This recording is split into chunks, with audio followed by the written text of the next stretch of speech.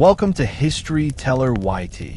Today, we journey deep into the heart of Mindanao to discover the untold story of the Subanen people, the first inhabitants of the Zamboanga Peninsula. For centuries, the Subanen lived by the rivers, guided by the wisdom of their elders, the Thimuay, and bound by rituals that honored both ancestors and nature. They practiced unique traditions of birth control long before the modern world even imagined it. They lived in harmony with forests and rivers, weaving, chanting epics, and celebrating the great Buklog ritual that connected humans and spirits. But their story is not only about tradition, it is also about resilience. From Spanish colonizers to American rulers, from land grabbing to modern globalization, the Subanen faced displacement and discrimination. And yet, they never disappeared.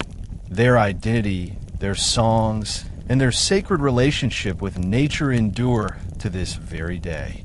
In this journey, you will hear of their myths and epics, their struggles for ancestral land, their survival in wars, their rituals of healing, their balance of gender, and their visions for the future. This is more than history. It is a living legacy. If you truly want to understand how a people can endure for centuries while holding on to their soul, then stay with us. The story of the Subanen will inspire you, challenge you, and remind you of the power of culture, resilience, and hope. The Subanen are widely regarded as the earliest known inhabitants of the Zamboanga Peninsula and among the first Aboriginal groups of Mindanao. The very name Subanen derives from the Visayan word Suba, meaning river. True to this etymology, the earliest Subanen settlements were riverine communities, dependent on freshwater systems for food, transport, and agriculture. Oral traditions of the Subanen trace their existence to an age before the coming of Islam and Christianity, a time when the great rivers of Mindanao served as both highways and life sources. These people did not develop cities, fortifications, or empires like some neighboring groups, but they fostered a deep spiritual and ecological bond with their rivers, mountains, and forests. Subanen communities were semi-nomadic, moving periodically as soil fertility decreased or as clan conflicts required relocation. Theirs was a culture defined not by monumental architecture, but by resilience, adaptation, and symbiosis with the land.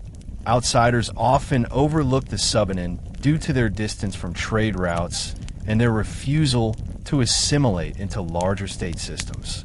Yet their way of life reveals a unique model of indigenous governance, ecological management, and kinship structure that preserved them through centuries of upheaval. For them, the river was not merely a source of water, but the central metaphor of life, flowing, nourishing, and eternal. The Subanen speak a language belonging to the Austronesian family, closely related to other dialects in Mindanao, yet distinct enough to assert its uniqueness. Linguists note that the Subanen tongue retains older phonological patterns, suggesting its long-standing isolation. Language, in this sense, becomes a vessel of memory, preserving concepts, beliefs, and practices that go back hundreds of years. Their identity as children of the river is not merely symbolic. Songs, chants, and epics handed down through generations often recount myths of river spirits, ancestral deities, and encounters with nature beings who either bless or punish human communities. Among these oral traditions are accounts of how the Subanen first encountered the sea, how they migrated from riverbanks to mountains, and how they safeguarded their identity despite waves of migration from other parts of the Philippines. Clothing styles also serve as cultural identifiers.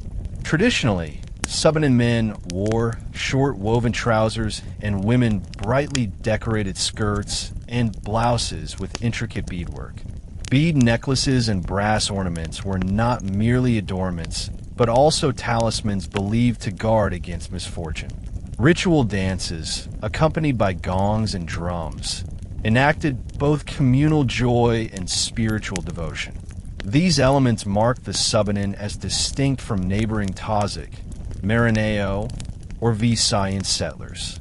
Before the arrival of Spaniards in the 16th century, the Subanen already interacted with neighboring groups, Visayan migrants, Muslim traders, and occasionally Chinese merchants venturing into Mindanao. These encounters often placed the Subanen in a marginal position, as they were not militarily organized like the sultanates of Sulu or Maguindanao. Their villages could be raided for slaves or forced into tributary relations. Yet they survived by retreating further into the interior mountains. The Spanish colonial project in Mindanao largely bypassed the Subanen at first, as conquistadors focused on coastal settlements. However, missionary accounts in the 17th and 18th centuries described the Subanen as wild mountain dwellers, often in need of Christianization. These narratives, though biased, testify to the persistence of Subanen identity outside Spanish control. In time, the Subanen became caught between three expanding powers: the Spanish colonial state, the Moro sultanates, and later American colonial administrators. Yet through all these pressures, they adapted while retaining practices such as arranged marriage, herbal medicine, midwife-guided childbirth, and distinctive birth control rituals that later fascinated anthropologists. These strategies reflect not only cultural uniqueness, but also a collective survival instinct against demographic and ecological pressures. The Subanen people organized their communities through a unique system that blended kinship, oral law, and ecological responsibility. Unlike centralized monarchies or sultanates, Subanen villages, often called banwa, were relatively autonomous units, each composed of extended families. The household served as the primary unit of production, with men tending to swidden fields, kaying in, hunting, or fishing, while women managed the hearth, weaving, and child-rearing. Cooperation within families was essential for survival, dependent on collective labor. Clan identity was strong, and genealogical memory stretched back several generations. Marriages often reinforced alliances between clans, and kinship networks were drawn upon in times of crisis, such as disputes or external threats. Importantly, kinship was not only biological, but also spiritual. The Subanen believed that ancestors continued to guide and protect the living, especially through dreams and ritual invocations. Embedded in this system was a profound respect for nature. Forests, rivers, and mountains were not merely resources, but living domains of unseen beings, spirits, or magbabea. Social behavior was therefore guided not only by human law, but also by taboos designed to avoid offending the spirits of the land. For example, cutting trees or hunting animals without a ritual offering could invite misfortune on the whole community. This fusion of kinship and ecology made the Subanen resilient in the face of external pressures, but it also kept them in relative isolation compared to coastal trading groups. At the heart of Subanen governance stood the Thimuay, a figure often described as both chieftain and priest.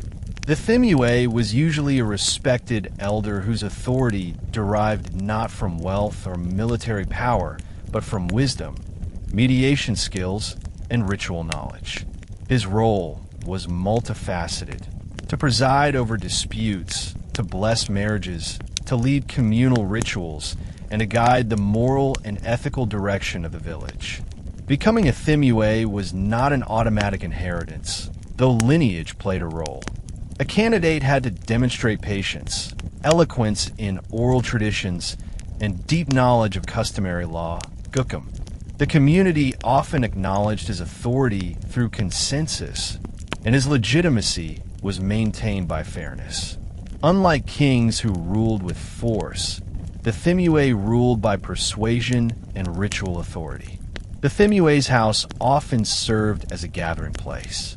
Here, villagers brought grievances, such as boundary disputes, accusations of infidelity, or conflicts over dowry.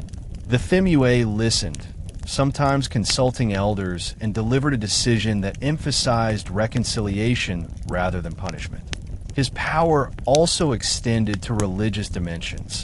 Before planting or harvesting, he led prayers and offerings to the spirits, ensuring harmony between human activity and nature. In this way, the Thimuay embodied both political and spiritual guardianship, a dual role that cemented social cohesion among the Subanen. Subanen law, known as Gukom, was entirely oral and based on precedent, consensus, and communal memory. There were no written codes, but everyone knew the rules because they were taught through stories, rituals, and the authority of the Thimuay. Gukom emphasized balance rather than retribution. For instance, if one clan wronged another by theft or insult, compensation was arranged in the form of livestock, beads, or labor. Violence was discouraged because it threatened the stability of the whole village. Marriage disputes were particularly significant, as alliances between families had to be preserved. The Thimuay would carefully listen to both sides, considering not only the individuals involved, but also the wider implications for kinship networks.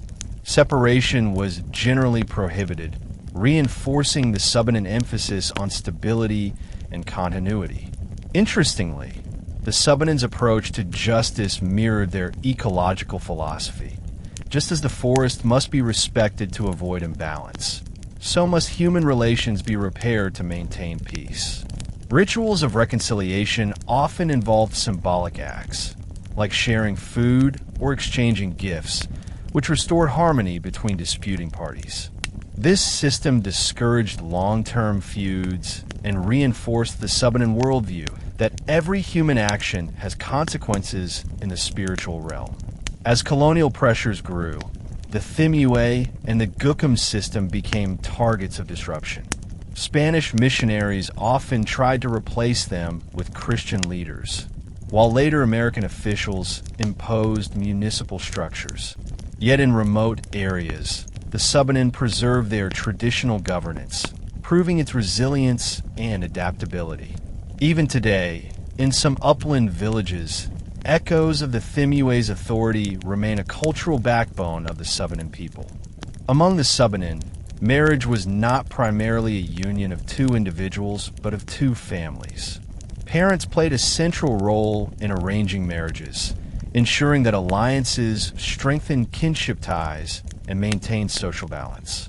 The choice of a bride or a groom was based on multiple considerations: compatibility of clans, avoidance of close kinship.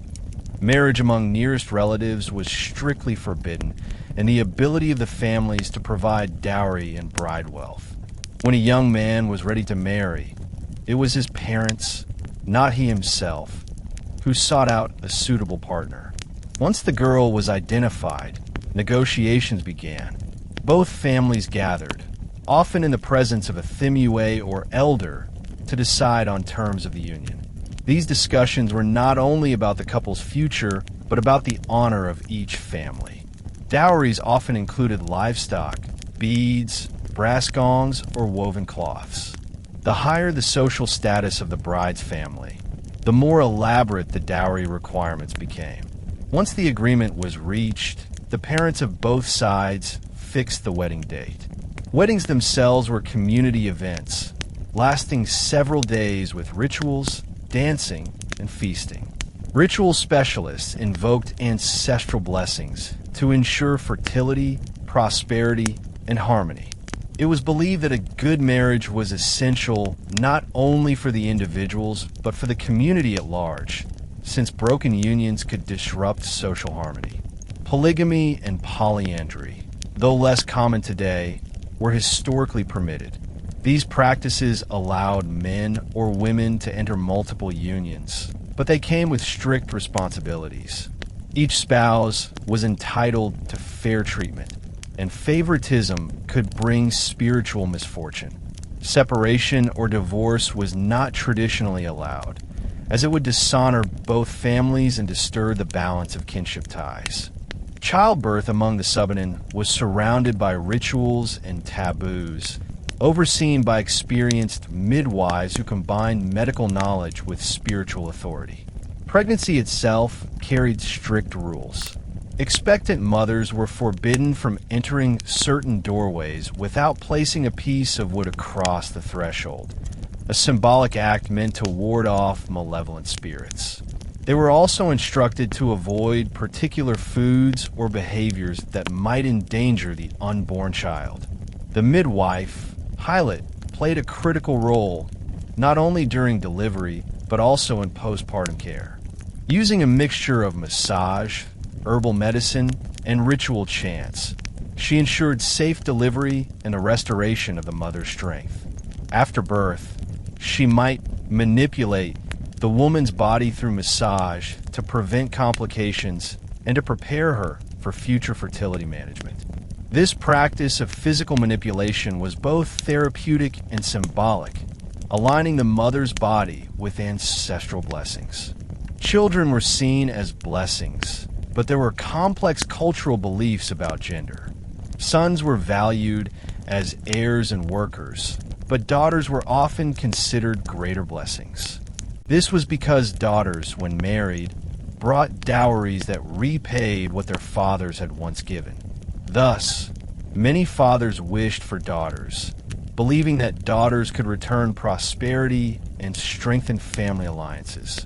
Every birth was celebrated communally. Relatives and neighbors brought gifts, food, or materials to assist the new family. In return, the parents shared portions of the feast as a sign of gratitude.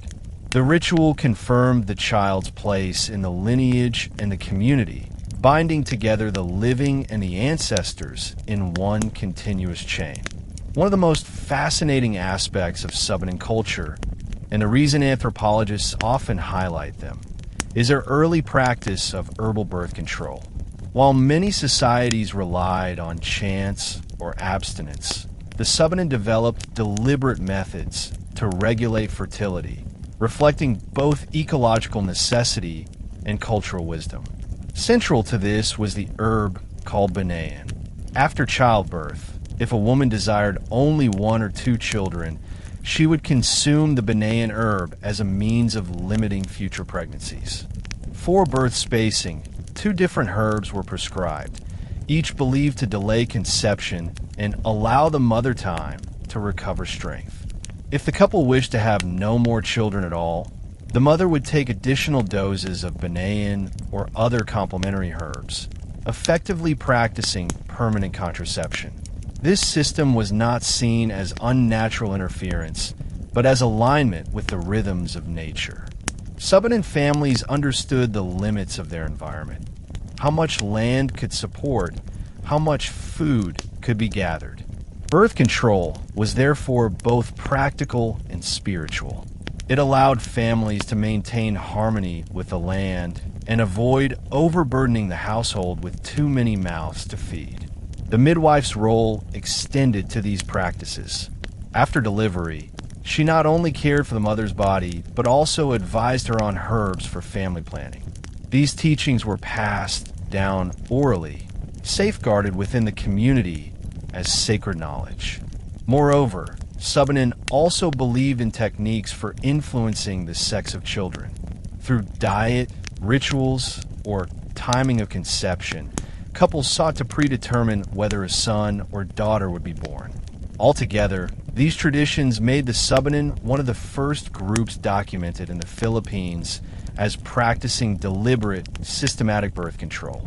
For them, controlling fertility was not only about individual choice, but about preserving ecological balance, kinship stability, and the spiritual well-being of the entire community. The Subanen worldview is profoundly spiritual, rooted in the belief that the visible world is only part of a larger reality. At the center of this cosmos stands Magbabeya, a supreme deity regarded as creator and sustainer of life.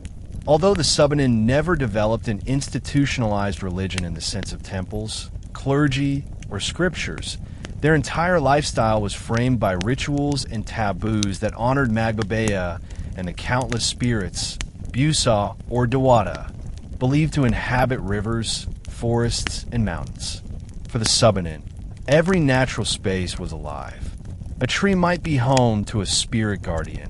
A river might be inhabited by water deities, and mountain peaks were often seen as the abodes of ancestors. To disturb these places without proper ritual was dangerous. Before clearing a patch of land for cultivation, a ritual offering of betel nut or food had to be made. Before crossing a river, words of respect were whispered. This attitude ensured ecological stewardship, while reinforcing communal humility before the unseen world. The Subanen also believed that the human soul was deeply tied to nature. Illness, misfortune, or infertility were often explained as consequences of offending a spirit or neglecting ritual obligations. Thus, shamans, healers, and midwives occupied a sacred role. They mediated between humans and spirits, diagnosing spiritual causes for ailments and prescribing rituals or herbal remedies. Interestingly, while the Subanen did not develop an organized pantheon like the Tagalog or Visayan peoples, their cosmology was highly flexible. Every new encounter with natural phenomena could be integrated into their spiritual system. This openness allowed their belief system to evolve over time, even under the pressures of Islam, Christianity, and colonialism. Subanen culture is rich with oral traditions that served both as entertainment and as repositories of spiritual wisdom. Elders narrated myths by the fireside, transmitting moral lessons and historical memory to the younger generation. Among the most enduring myths are those that explain the origins of humanity, the rivers, and the mountains. One widely told story speaks of a great flood that once covered the earth. Only a chosen pair, blessed by Magbabea, survived by clinging to a massive bamboo stalk. From them, the clans of the Subanen descended. This myth, echoing global flood narratives, underscores the centrality of water and rivers to Subanen identity. Another set of stories focuses on trickster spirits, mischievous beings who punish arrogance or greed. In these tales, hunters who take more than they need, or farmers who neglect rituals, suffer bizarre misfortunes, sudden illness, crop failure, or being lost in the forest. These myths functioned as ecological parables, reminding the community that survival depended on respecting the balance of nature. Epic chants known as Guman recount battles, migrations, and love stories of ancestral heroes. Sung during communal gatherings, they preserved genealogies and collective identity. These oral epics served as a substitute for written history, ensuring that even in the absence of texts, the Subanen memory lived on. Through these myths and legends, the Subanen passed on more than stories. They transmitted values, respect for nature, humility before the unseen, fidelity in marriage, and the sacredness of kinship ties. One of the most intriguing aspects of Subanen tradition is the claim that they once possessed a holy book, now lost. Oral accounts suggest that this book contained teachings about Magbabea, moral laws, and rituals, but it was either destroyed, hidden, or taken by outsiders. Some elders say it was lost during times of war or displacement, while others believe it was deliberately hidden to protect it from colonizers or rival groups. Anthropologists debate whether this holy book was an actual written text or a symbolic memory of their oral tradition. Regardless, the belief in such a book indicates that the Subanen once viewed themselves as custodians of divine wisdom. Its absence today is felt as a cultural wound, a reminder of their disrupted history under colonial rule. The coming of Islam and Christianity brought new challenges. Muslim traders and missionaries reached Mindanao centuries before the Spaniards, but their influence on the Subanen remained limited. The Subanen were seen as peripheral, often retreating deeper into the mountains rather than converting. When Spanish missionaries arrived, they described the Subanen as pagans who needed salvation. Attempts were made to Christianize them, and some communities did adopt Catholic practices, but many retained their ancestral rituals. In modern times, Christianity has spread widely among the Subanen, yet elements of their old beliefs survive. In remote areas, rituals invoking spirits and ancestors are still performed. The belief in the lost holy book continues to inspire a sense of mystery, as though a hidden chapter of their identity remains waiting to be rediscovered. Ultimately, the Subanen religious tradition demonstrates resilience. Even in the absence of temples or scriptures, their faith was embodied in practice, memory, and reverence for the land. By seeing every mountain, tree, and river as sacred, they lived a spirituality inseparable from daily life, a worldview that, though challenged, continues to shape their cultural identity today. The economic life of the Subanen was traditionally simple yet sustainable, rooted in harmony with a natural environment. They were not seafaring traders like the Tazig or Maguindanao, nor did they build bustling markets like the Visayans. Instead, their livelihood was shaped by the forests, rivers, and mountains of the Zamboanga Peninsula. The most common form of subsistence was swidden agriculture, locally called kaingan, where small patches of forest were cleared, burned, and planted with root crops such as camote, cassava, and taro. Rice, though grown, was often cultivated only in modest quantities, since the mountainous terrain made wet rice farming difficult. Hunting and fishing supplemented their diet. Men hunted wild boar, deer, and smaller forest animals using traps, spears, or dogs. Rivers provided fish, shrimps, and crabs, which were caught using nets or bamboo contraptions. Women gathered forest products like wild fruits, mushrooms, rattan, and medicinal herbs. Every household contributed to the economic cycle, ensuring that no single resource was overexploited. Barter was the main system of exchange. Since the Subanen did not mint coins or use standardized money, they relied on trade in goods, cloth, beads, livestock, and brass ornaments were valued items. When external traders came, especially Visayans and Muslim merchants, Subanen exchanged forest products like resin, honey, or medicinal plant for salt, iron tools, or pottery. Though their economy may appear simple by modern standards, it was remarkably adaptive, ensuring survival in an often unpredictable environment. Agriculture was not just an economic activity, but a cultural rhythm deeply tied to the seasons and rituals. The Subanen marked planting and harvest cycles with ceremonies led by the Thimuay or ritual specialists, who prayed for fertile soil and protection from pests. Before planting, a sacrifice, sometimes a chicken or pig, was offered to the spirits of the land, asking for permission to cultivate. The kaingan system, often criticized by outsiders as destructive, was in fact carefully managed by the Subanen. They practiced rotational farming, moving to new plots once the soil's fertility declined, allowing old plots to regenerate.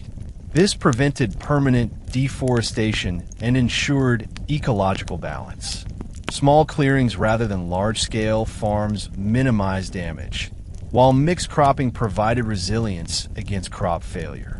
For example, corn might be planted alongside beans and tubers, ensuring food security even if one crop failed. Tools were simple but effective. Bolos, long knives, digging sticks, and wooden plows pulled by carabaos. Women participated actively in farming, planting seeds, weeding, and harvesting, while also weaving cloth during leisure periods.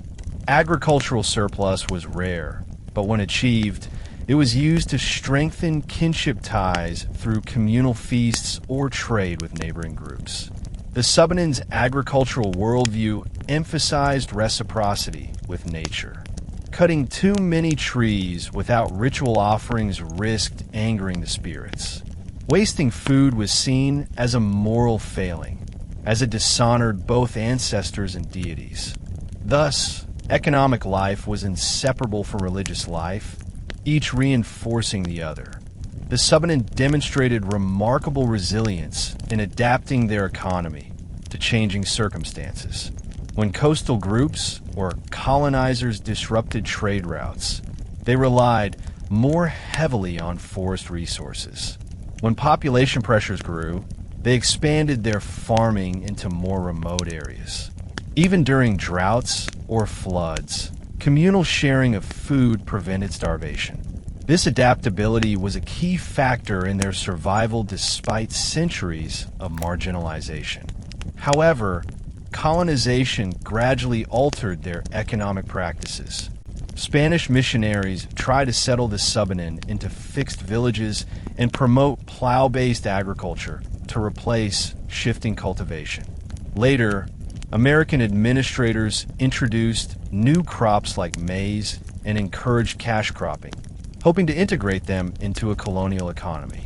These efforts often disrupted traditional ecological rhythms, leading to soil depletion or dependence on outside markets. Despite these pressures, the Subanen retained many of their ancestral practices. Herbal knowledge continued to guide farming. Hunting rituals remained, and communal feasts after harvest reinforced unity. In the 20th century, with the rise of logging companies and settlers from other parts of the Philippines, the Subanen faced new threats: loss of ancestral land, depletion of forests, and marginalization in the economic order. Yet even under these hardships, they adapted, some joining wage labor, others continuing traditional farming in remote mountain villages. What stands out in their story is not merely survival, but persistence. An economic system deeply rooted in respect for nature, adapted through centuries of change, and still practiced in pockets of Mindanao today. The Subanen proved that indigenous models of economy, though small-scale, can be sustainable, resilient, and ecologically sound in ways modern systems often fail to match. Among the Subanen, kinship was the bedrock of social life. Unlike societies built on centralized political authority, the Subanen organized themselves through extended families and clans. A person's identity was defined not just by their individual name, but by the lineage to which they belonged. Kinship ties determined obligations, rights, and responsibilities, who would help in times of crisis, who would join in rituals, and who would mediate in disputes. The Subanen kinship system was bilateral, recognizing both maternal and paternal lines. This meant that a person owed respect and duties to both sides of the family, not just the father's clan, as in strictly patrilineal societies.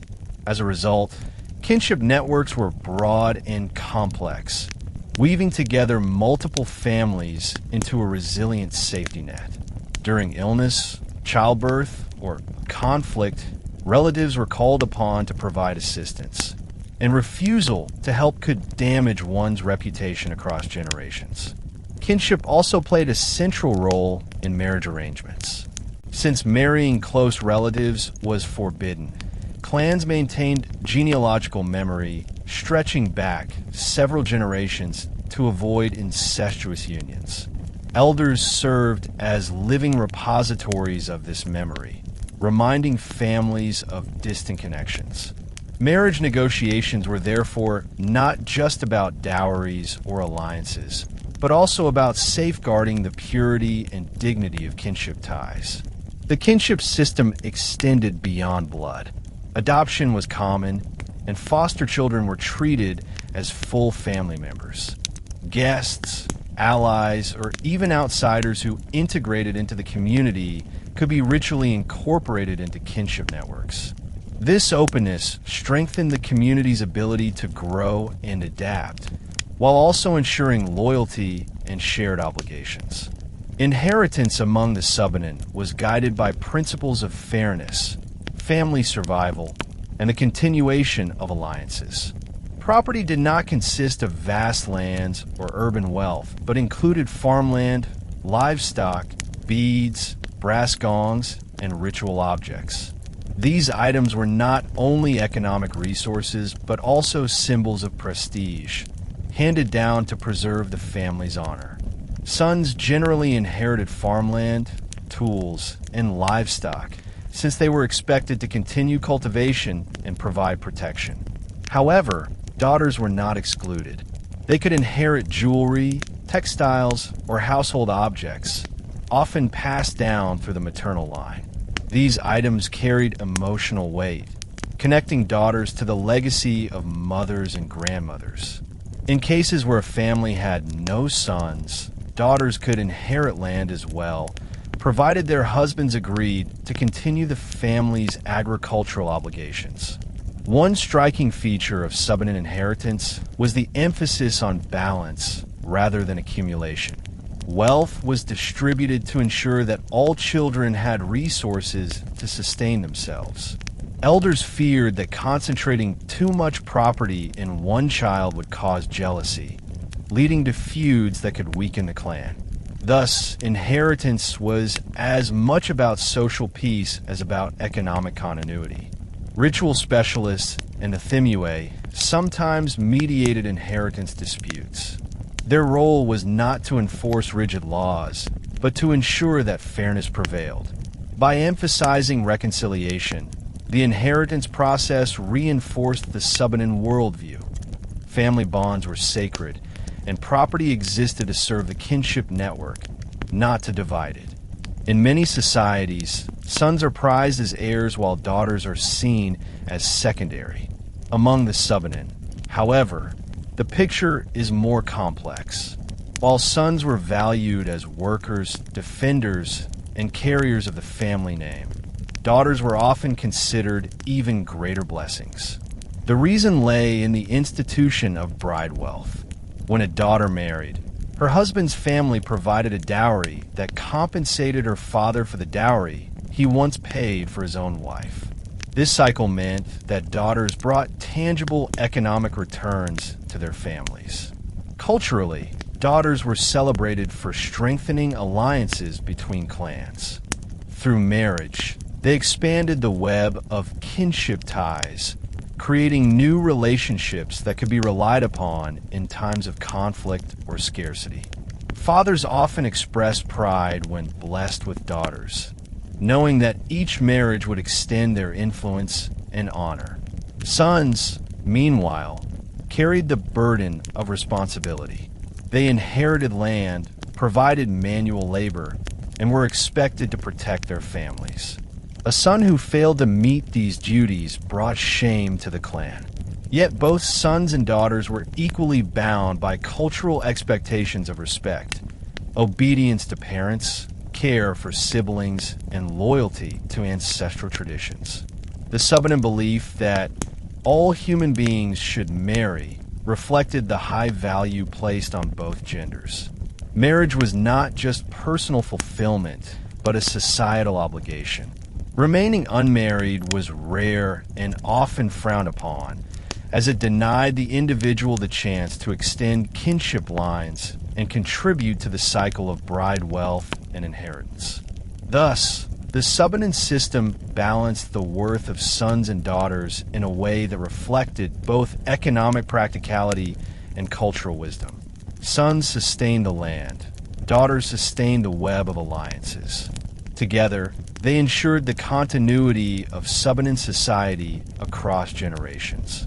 The Subanen lived their lives guided by rituals that marked every stage of existence: birth, marriage, farming, healing, and death.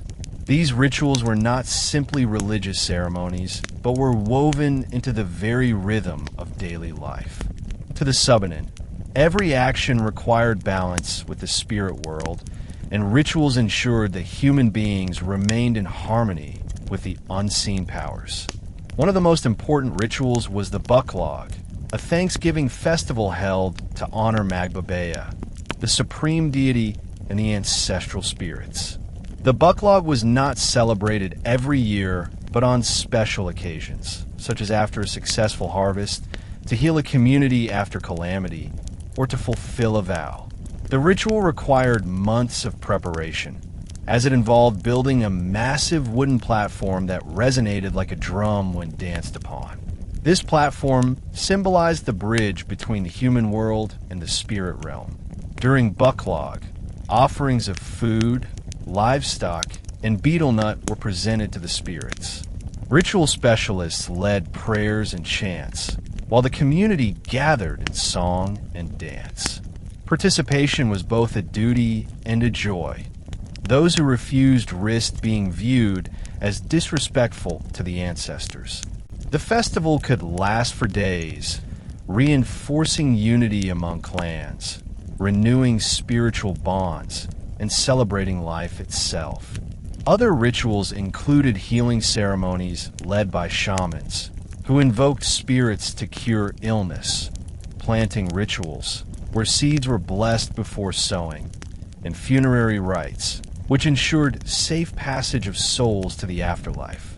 Through these practices, the Subanen wove spirituality into every season, every stage of life, and every relationship within the community.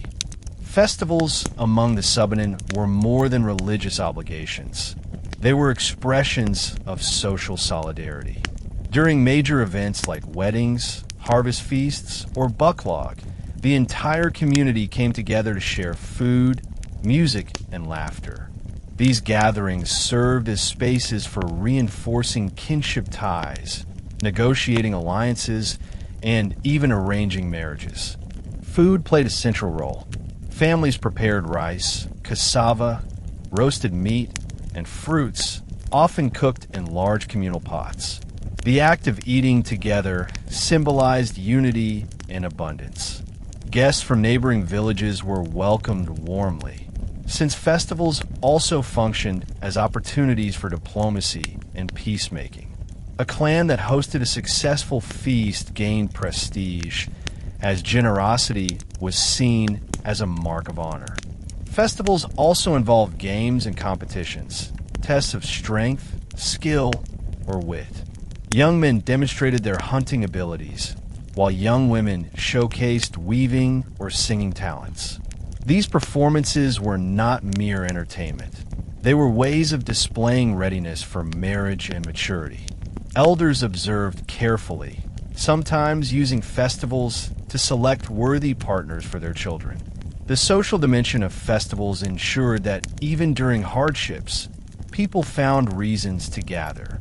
By singing, dancing, and feasting together, they reminded themselves that survival was not only physical, but also communal.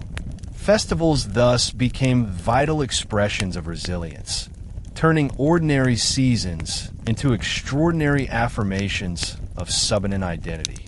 Music and dance were central to Subanen life, serving as both artistic expression and spiritual practice. Traditional instruments included the agon, a large brass gong, the kalintang, a set of small gongs arranged melodically, bamboo flutes, and drums. These instruments created rhythmic layers that accompanied rituals, dances, and epics. The agon, in particular, held special significance. It was not only a musical instrument, but also a symbol of prestige and wealth. Families who owned agons were respected in the community. Subanen songs ranged from lullabies to epic chants known as Guman. These long poetic recitations narrated ancestral histories, myths, and heroic deeds. Sung during festivals or communal gatherings, the Guman preserved cultural memory across generations. The singers, often elders, were admired for their memory, creativity, and ability to weave moral lessons into narrative. Dance was inseparable from music. The most iconic Subanen dance was the Buklog dance, performed on the wooden ritual platform, as men and women stomped rhythmically. The platform resonated like a living drum, believed to summon ancestral spirits. The dance combined joy with reverence, turning movement into prayer. Other dances mimicked daily activities, such as planting or hunting, transforming ordinary acts into artistic symbols of life. Dance and music also expressed gender roles. Men often played the gongs or led vigorous movements, while women performed graceful steps, their hands adorned with beads and their skirts swirling with color. Together, they enacted harmony, symbolizing balance between male and female, human and spirit, community and cosmos. In modern times, Subanen music and dance continue to be performed, sometimes adapted for cultural festivals or tourism. Yet, even when staged for outsiders, these traditions remain deeply meaningful to the Subanen themselves. They are not mere spectacles, but living embodiments of identity, memory, and spirituality, resounding echoes of a culture that refuses to be silenced. For the Subanen, health was never only a physical matter. It was a balance between body, spirit, and environment. Illness was often understood as the result of disharmony, whether from breaking a taboo, offending a spirit, or neglecting ancestral obligations. Therefore, treatment combined both herbal remedies and spiritual rituals. Healing was holistic, addressing not only the symptom but the deeper imbalance. Every household preserved knowledge of common herbs. Leaves, roots, and barks were gathered from forests, prepared as teas, poultices, or infusions. For fevers, cooling herbs were used. For wounds, antiseptic plants were applied. For stomach problems, bitter roots were boiled. The forest itself was regarded as a vast pharmacy, generously provided by Magbabea for human survival. This ecological knowledge was passed orally, usually from mother to daughter, ensuring that each generation could treat common illnesses without relying on outsiders. Yet when an illness seemed beyond ordinary cures, persistent fevers, sudden convulsions, mysterious wasting, people turned to ritual healers. These shamans were seen as mediators who could identify whether the sickness was caused by natural imbalance or by spirit intervention. Their authority rested not only on medical skill, but also on spiritual vision. By chanting, invoking ancestors, and making offerings, they sought to restore harmony and drive away the unseen causes of disease. This worldview gave the Subanen remarkable resilience. Even in remote mountains, far from colonial doctors or modern hospitals, they sustained a functional healthcare system that combined ecological wisdom with spiritual insight. Among Subanen healers, women played a particularly vital role. Midwives, Hylet, were not only experts in childbirth, but also keepers of herbal lore. They treated mothers during pregnancy, assisted deliveries, and provided postpartum care. Their massages aligned the body, while herbal concoctions prevented infection, strengthened recovery, and regulated fertility. The Banyan herb, famous for its role in birth control, was one among many plants in their extensive repertoire. Herbal medicine was carefully categorized.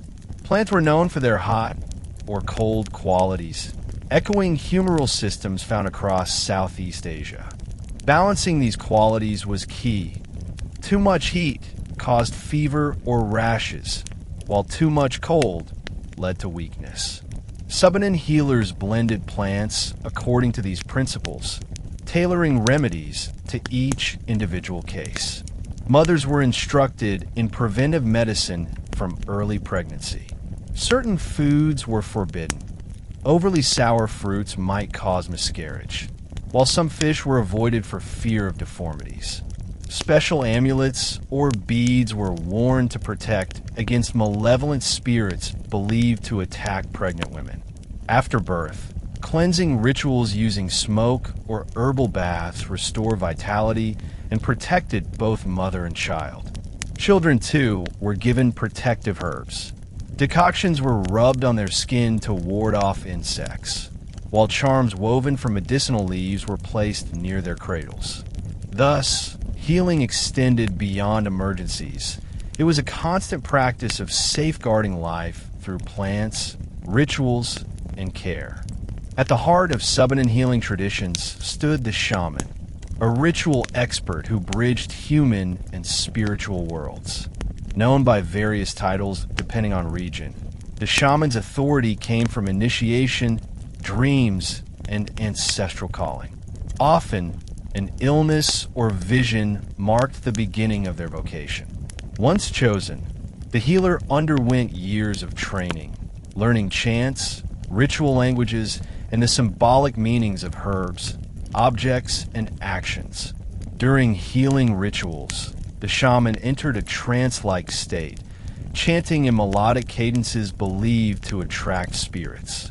Offerings of betel nut, chicken blood, or rice wine were presented to appease angered deities. Sometimes a ritual dance accompanied the chanting, with gongs and drums setting the rhythm.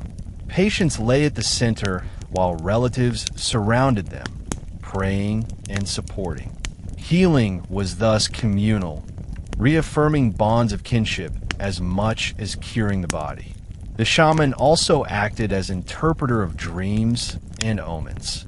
Strange visions, animal encounters, or sudden accidents were not random events, but messages from the unseen. By decoding these signs, the shaman guided families on how to act, whether to perform rituals, avoid certain paths, or reconcile with offended spirits. In this sense, the shaman was both doctor and philosopher, teaching people to live in respectful harmony with the cosmos. Colonial powers often dismissed shamans as sorcerers or superstitious, yet their role was indispensable. Even when Christianity spread, many Subanens secretly continued consulting shamans, blending old practices with new faith. Today, in remote villages, shamans still practice their art, keeping alive a spiritual science that has guided the Subanen for centuries. Their resilience shows that healing for the Subanen is not just about medicine. It is about restoring the sacred balance of life. The Subanen are not only known for their rituals and ecological wisdom, but also for their artistry expressed through material culture. Among these, weaving holds a central place. Subanen women traditionally wove cloth from abaca fibers, dyed with natural pigments derived from plants, roots, and bark. Each textile carried symbolic meaning. Patterns represented rivers, mountains, fertility, and kinship ties. Bright colors like red and yellow symbolized vitality and protection, while darker hues represented humility and the ancestral world. Weaving was more than economic production. It was cultural expression. Young girls were taught the art from their mothers, and skill in weaving was considered a sign of maturity and readiness for marriage. Women who could produce beautiful, finely patterned cloth earned admiration and elevated the prestige of their families. Textiles were exchanged as dowry, worn in festivals and offered in rituals. The process itself reflected Subanen values of patience and discipline. Preparing fibers required stripping, drying, and softening abaca.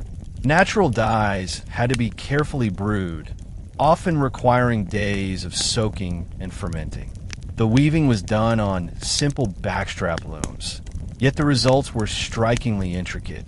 Patterns were passed orally and visually from generation to generation, each family preserving unique motifs that marked their identity. Textiles also carried spiritual functions. Specially woven cloths were used to wrap sacred objects, cover ritual altars, or dress effigies during ceremonies. Thus, weaving united the aesthetic, economic, and sacred dimensions of life. To the Subanen, a woven cloth was not just fabric. It was memory, identity, and prayer bound together in threads. The Subanen have long been skilled in creating ornaments that serve both decorative and symbolic purposes. Beads, in particular, play a crucial role in their material culture. Made from glass, seeds, shells, or trade goods acquired from outsiders. Bead necklaces are worn by women during rituals and festivals. They are not merely accessories, but talismans believed to protect against misfortune, illness, or evil spirits. Certain bead patterns signify clan identity, social status, or ritual roles. Brasswork is another hallmark of Subanen artistry. The agon, or large brass gong, stands at the center of their musical and ritual life. Families that owned agons were considered wealthy and influential. The ability to forge or acquire such instruments required not only skill, but also trade connections, since brass was often obtained through exchange with lowland groups or traders. Smaller brass objects, such as betel nut containers, bracelets, and bells, also adorned their daily and ritual lives.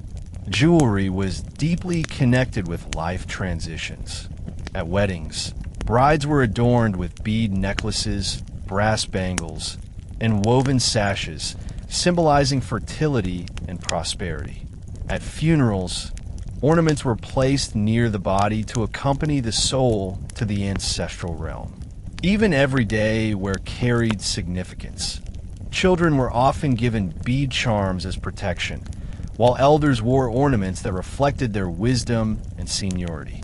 The artistry of these ornaments also reflects the Subanen's openness to trade and cultural adaptation. Imported beads from Chinese or Muslim traders were integrated into traditional designs, proving that Subanen creativity thrived through exchange without losing its distinct identity. Thus, their ornaments serve as living archives of history, blending indigenous imagination with intercultural encounters. Beyond weaving and jewelry, the Subanen also developed skills in ironwork and utilitarian crafts. Blacksmiths forged bolos, knives, and farming tools essential for daily survival. These tools were not only practical, but also embodied cultural aesthetics. Handles carved with simple motifs, blades polished with care, and sometimes even ritually consecrated before use. A well-forged bolo was both a farmer's pride and a warrior's defense. Wood carving was another vital craft. Subanen artisans carve household objects such as bowls, spoons, and mortars, often embellishing them with geometric patterns. Ritual objects, small effigies representing spirits or ancestors, were also crafted from wood. These effigies were not idols in the Western sense, but symbolic vessels for inviting blessings during ceremonies. Basketry displayed their ingenuity with bamboo and wrought tan. Subanen baskets, used for carrying crops or storing goods, were woven with durability and beauty in mind. Intricate weaves created strong yet lightweight containers, often decorated with dyed strips that formed zigzag or diamond motifs. Each design carried symbolic associations with fertility, protection, or abundance. Art was inseparable from function. Whether forging a knife, carving a bowl, or weaving a basket, the Subanen infused everyday objects with cultural meaning. Craftsmanship was a way of honoring ancestors, thanking the spirits, and teaching younger generations discipline and patience. In this sense, material culture was not a luxury. It was a living testimony of identity. Colonial encounters disrupted some of these traditions, introducing mass-produced goods that gradually replaced handmade items. Yet even today, Subanen communities continue to weave baskets, forge tools, and craft ornaments, both for daily use and for cultural revival programs. Their material culture endures as a resilient expression of who they are. A people whose artistry transforms necessity into beauty, and whose crafts carry the soul of their ancestors into the present. When Spanish colonizers arrived in the Philippines in the 16th century, their primary focus lay on lowland populations and coastal trade centers. For centuries, the Subanen were relatively insulated, residing along riverbanks and, later, in the mountains of the Zamboanga Peninsula. Spanish records, however, identified them as pagan mountaineers in need of conversion. Priests and administrators often described the Subanen as uncivilized, a term that justified efforts to Christianize and resettle them. The Subanen resisted this intrusion not through organized warfare, as did the Moros of Sulu and Mindanao, but through strategies of retreat and adaptation. They avoided Spanish garrisons, withdrew deeper into upland forests, and maintained their rituals beyond the gaze of colonial power. Missionaries tried to lure them into reductions, Christian villages, by offering tools, clothing, and promises of protection, yet many families remained hesitant. Conversion, where it occurred, was often superficial. Subanen individuals attended Mass, but continued to perform their ancestral rituals in secret. Spanish authorities also imposed tribute systems, demanding labor and resources from indigenous groups. For the Subanen, whose subsistence economy was based on small-scale farming and foraging, tribute was a heavy burden. Raids and forced relocations disrupted their kinship networks. Many fled to more remote areas, ensuring their cultural survival, but also isolating them further from the emerging colonial economy. Despite centuries of pressure, the Spanish never fully subdued the Subanen.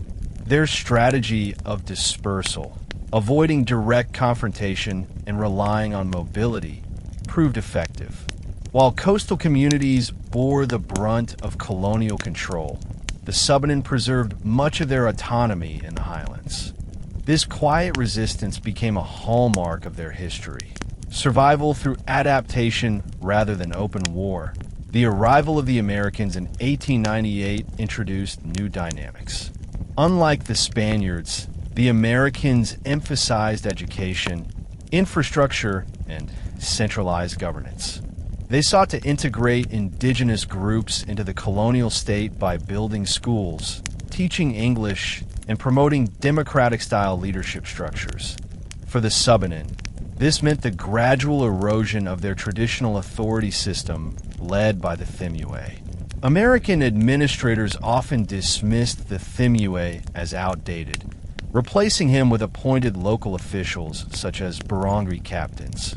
While these changes were framed as modernization, they disrupted centuries-old governance based on oral law, consensus, and ritual.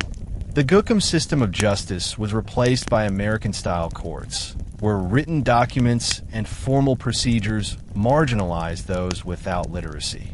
Economically, the Americans promoted cash cropping, introducing corn, abaca, and coconuts as market-oriented products. While this opened limited opportunities, it also tied the Subanen to outside markets and created dependency.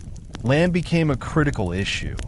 American laws on private property enabled migrants from Visayas and Luzon to acquire Subanen ancestral lands. Logging concessions, granted to corporations, stripped forests that had sustained the Subanen for generations. Displacement followed, forcing many Subanen families into wage labor or marginal lands. Education, while beneficial in some respects, also created cultural tension. Schools discouraged indigenous languages and rituals, labeling them superstitious. Children were taught to adopt lowland Filipino or Western values, weakening ties to ancestral traditions. Yet paradoxically, literacy also empowered some Subanen leaders, who later used it to advocate for indigenous rights. The American period thus brought both loss and new tools of survival. Despite centuries of external pressure, the Subanen demonstrated remarkable resilience. Their strategies of survival combined retreat, adaptation, and selective engagement. By withdrawing to the mountains, they preserved their ecological knowledge and spiritual practices.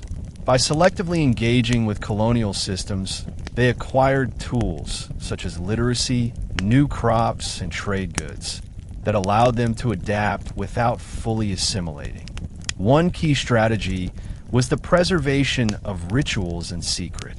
Even when churches were built in their villages, many Subanen continued to perform ceremonies like Buklog or healing rituals away from colonial eyes. Ancestors were invoked quietly, offerings were made discreetly, and oral epics were sung in family gatherings. These acts of continuity sustained identity even under assimilationist pressure. Another strategy was mobility. Families shifted settlements when colonial or settler encroachment became overwhelming. This flexibility, rooted in their Swidden farming traditions, allowed them to evade total displacement. At the same time, kinship ties ensured that displaced families were welcomed by relatives in other areas, preserving social cohesion. Colonial encounters also sharpened Subanen identity.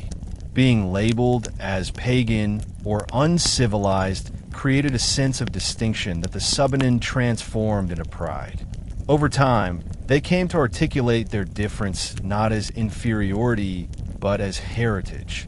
In the 20th century, with the rise of indigenous rights movements, Subanen leaders invoked their long history of survival to demand recognition of ancestral domains. Thus, the story of Subanen under Spanish and American rule is not only one of victimhood, but of endurance. Their quiet defiance, rooted in kinship, ecology, and spirituality, enabled them to navigate centuries of marginalization. By preserving their identity through adaptation, they ensured that the Subanen voice continues to resonate in Mindanao's cultural landscape today. When the Philippines gained independence in 1946, the new republic promised equality for all its citizens. Yet for the Subanen, independence did not bring freedom from marginalization. The Philippine state largely adopted policies designed for the majority lowland Christian population, often overlooking the needs of upland indigenous groups. The Subanen, like many Lumad peoples of Mindanao, found themselves politically invisible. Government projects frequently labeled them as backward or unproductive, justifying interventions to resettle, educate, or modernize their communities. Logging concessions, mining permits, and agricultural expansion were granted without consultation, leading to massive loss of ancestral forests. The Subanen's shifting cultivation practices were condemned as destructive, though in reality they were ecologically sustainable when practiced traditionally. By criminalizing their farming system, the state undermined both their livelihood and their identity. This marginalization was compounded by infrastructure development. Roads and highways built through Zamboanga opened the interior to waves of migrants from the Visayas and Luzon. These settlers were encouraged by government land programs, which often ignored the fact that these lands were already inhabited and cultivated by the Subanen. As a result, the Subanen were pushed deeper into remote areas, reducing their access to fertile soils, water sources, and hunting grounds. In the political arena, the Subanen remained underrepresented. Local governments were dominated by settlers or Christian elites, leaving indigenous voices unheard. When Subanen leaders attempted to assert their rights, they were often dismissed as tribal or unqualified. Thus, the post-colonial state reproduced many of the hierarchies of colonialism, leaving the Subanen vulnerable in their own homeland. Perhaps the greatest challenge faced by the Subanen in the 20th century was the massive influx of migrants into Mindanao. The government's resettlement policies during the 1950s-70s, particularly under the National Land Settlement Administration, NLSA, brought thousands of families from the Visayas and Luzon to Mindanao, promising them fertile public lands. For the Subanen, this was a devastating policy, as their ancestral domains were declared public property by the state, despite centuries of occupation. Settlers cleared forests, planted cash crops, and established towns. Logging companies, armed with government permits, stripped vast tracts of timberland. Mining corporations entered the Zamboanga Peninsula to exploit mineral resources. In the process, rivers were polluted, hunting grounds vanished, and the Subanen's ecological balance was shattered. Many families were forced into wage labor on plantations or logging camps, a sharp departure from their autonomous way of life. Cultural erosion followed land loss. As migrants dominated towns, schools, and markets, the Subanen were pressured to assimilate. Children were taught in Cebuano or Tagalog rather than Subanen language. Christian festivals replaced traditional rituals in public life. Young people, lured by wage jobs or urban migration, often abandoned ancestral practices, leading to generational gaps in cultural transmission. Yet resistance persisted. Some Subanen communities clung to their rituals, performing Buklog festivals despite external disapproval. Elders continued teaching oral histories, reminding the youth of their roots. The memory of land loss itself became a unifying narrative, fueling movements for indigenous recognition. Thus, while migration and land grabbing inflicted deep wounds, they also sparked new forms of cultural resilience. By the late 20th century, indigenous movements across the Philippines began demanding recognition of ancestral land rights. The Subanen played a key role in this struggle, joining alliances with other Lumad groups to resist dispossession. The passage of the Indigenous Peoples' Rights Act, IPRA, of 1997 marked a turning point. For the first time, the Philippine state formally recognized indigenous peoples' rights to their ancestral domains through certificates of ancestral domain titles, CATs. For the Subanen, this law provided a legal framework to reclaim land. Communities organized themselves, mapped their territories, and submitted petitions. However, implementation was fraught with obstacles. Powerful corporations resisted, local elites opposed, and government agencies were often slow or biased. Still, the existence of IPRA gave the Subanen a powerful tool to assert their identity and resist further encroachment. Land rights struggles were not only legal, but also spiritual. Elders framed their claims as moral obligations to ancestors. Losing land was not just economic dispossession, but a rupture in the sacred bond between people and spirits. Thus, reclaiming land was understood as healing, restoring balance to both community and cosmos. In recent decades, Subanen leaders, some educated in mainstream institutions, have emerged as advocates.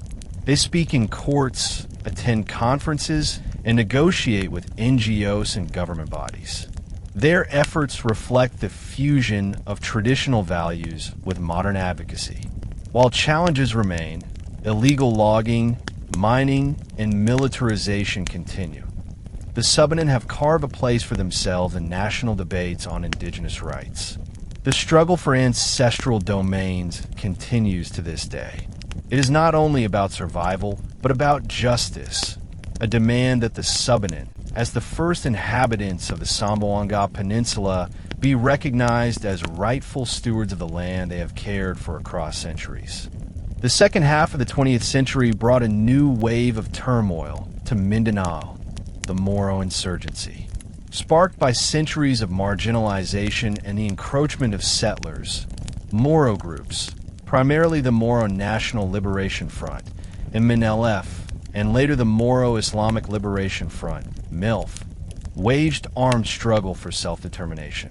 Although the Subanen were not central players in this conflict, their lives were profoundly affected. Living in upland areas of the Zamboanga Peninsula, many Subanen villages found themselves caught in the crossfire. Rebel groups used forests and mountains as bases, while government troops pursued them aggressively. The Subanen, whose ancestral lands overlapped with these battlegrounds, often became unintended victims. Villages were raided, crops destroyed, and families displaced. Both rebels and soldiers sometimes accused the Subanen of supporting the other side, forcing them into impossible dilemmas. For the Subanen, survival meant cautious neutrality. Many tried to avoid taking sides, emphasizing their identity as neither Christian settlers nor Muslim insurgents. Yet neutrality was not always respected. Armed groups demanded food or shelter, while military patrols suspected Subanen families of collaboration. The result was trauma and dislocation, as families fled deeper into mountains or resettled in safer zones. Despite these hardships, the Subanen retained their resilience. Elders reminded their people of older strategies: mobility, kinship solidarity, and ritual resilience. Communities shared food, rebuilt houses, and conducted ceremonies to heal collective wounds. In this way, even amid violence, the Subanen transformed suffering into renewed affirmation of identity. The declaration of martial law by Ferdinand Marcos in 1972 intensified the Subanen's challenges. Under martial law, the military presence in Mindanao expanded massively. Checkpoints, curfews, and military bases spread across the Zamboanga Peninsula.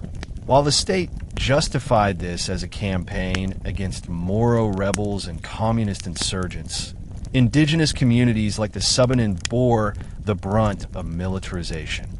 Reports from human rights groups during the 1970s, 80s document numerous abuses against Subanen communities, forced evacuations, harassment of villagers, and even extrajudicial killings. Soldiers often treated the Subanen as potential rebels, detaining or interrogating them without cause. Logging and mining concessions, backed by the regime, accelerated land loss. When Subanen resisted corporate intrusion, they were branded as subversives. Militarization also disrupted daily life. Farmers were afraid to tend their fields, women feared harassment, and children grew up in constant anxiety. Rituals like Buklog were sometimes banned or restricted, as gatherings of people were viewed with suspicion. Traditional leaders, including Thimuay, lost authority as military commanders asserted control over territories. Yet martial law also catalyzed new forms of Subanen activism. Some young Subanen joined human rights movements or allied with NGOs that documented abuses. Others invoked their ancestral traditions as moral resistance, asserting that their identity could not be erased by guns or decrees. In the face of authoritarianism, the Subanen turned again to resilience, combining silence and endurance with emerging advocacy for justice. Even after the fall of Marcos in 1986, conflicts in Mindanao did not cease. The Moro insurgency continued, later complicated by extremist groups, paramilitary forces, and the entry of multinational corporations. For the Subanen, the late 20th and early 21st centuries brought both opportunities and new threats. Mining operations expanded rapidly in the Zamboanga Peninsula. Promoted by the government as engines of development, these projects often targeted ancestral domains rich in minerals. Subanen leaders who opposed mining faced intimidation, lawsuits, or violence. Some communities were divided. Those who saw mining as a path to jobs and infrastructure, and those who warned of environmental destruction and cultural loss. Armed escorts from mining companies created further militarization, reviving memories of martial law. At the same time, peace negotiations between the government and Moro groups occasionally brought hope. While these talks focused on Muslim self-determination, they indirectly affected the Subanen by reshaping political boundaries and security arrangements. Subanen leaders argued that indigenous voices must also be heard, since their lands overlapped with contested zones. Contemporary Subanen resistance has taken diverse forms. Some engage in legal battles, invoking the Indigenous Peoples' Rights Act to challenge mining permits. Others organize Buklog festivals as assertions of cultural sovereignty, reminding both state and corporations that their identity is alive. Still others partner with churches, NGOs, and academic institutions to document abuses and advocate for peace. The Subanen experience in modern conflicts shows a recurring pattern. Caught between larger forces, they suffer displacement and exploitation, yet they persist through adaptation and unity. Their vision of peace is not simply the absence of war. It is the restoration of harmony between people, land, and spirit. The Spanish and American periods introduced formal schooling, but access for the Subanen was limited. Spanish friars established mission schools near coastal areas, yet few Subanen attended, as most lived in upland regions and distrusted colonial authority. The Americans expanded public education, teaching English and promoting literacy, but these schools were often far from Subanen villages. Children had to walk long distances or live away from home, which discouraged attendance. Moreover, the content of schooling often alienated indigenous students. Textbooks celebrated lowland heroes, Christian values, and Western progress while dismissing indigenous practices as superstition. Subanen children were sometimes punished for speaking their mother tongue in class, forced instead to use Cebuano, Tagalog, or English. This created feelings of shame and disconnection from their culture. Economic barriers also restricted access. Many Subanen families needed their children to help with farming, weaving, or gathering food. Sending them to school meant losing vital labor. Uniforms, school supplies, and fees, though small, were often unaffordable. As a result, dropout rates were high, and literacy remained low for much of the 20th century. Yet, even amid these struggles, education slowly began to spread. Some Subanen youth persevered, completing elementary and high school, and a few even reached universities in nearby cities. These educated Subanen often returned as teachers, local leaders, or advocates, bridging the gap between ancestral traditions and the demands of the modern state. Their journey illustrates both the costs and the potential of education in transforming indigenous lives. In contemporary times, education among the Subanen has expanded significantly, yet it remains a double-edged sword. On one hand, literacy has empowered many Subanen leaders to defend ancestral land rights, engage with government agencies, and represent their people in national forums. Educated Subanen have become lawyers, teachers, priests, and NGO workers, proving that schooling can open pathways to leadership and advocacy. On the other hand, schooling has also contributed to cultural erosion. Many young Subanen, immersed in lowland or urban schools, adopt mainstream Filipino values and distance themselves from ancestral rituals. They may prefer popular music over traditional chants, jeans over woven skirts, and Christian prayers over ancestral invocations. Elders often lament that the youth no longer memorize the Guman or participate fully in Buklog festivals. Some schools, however, have begun to incorporate indigenous knowledge.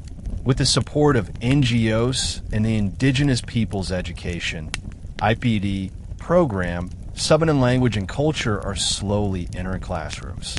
Children are taught not only to read and write, but also to value their oral traditions, rituals, and ecological knowledge. This integration seeks to balance modern literacy with cultural preservation. The future of Subanen education lies in this balance. If schools can respect indigenous identity while providing tools for survival in a globalizing world, then education will serve as empowerment rather than erasure.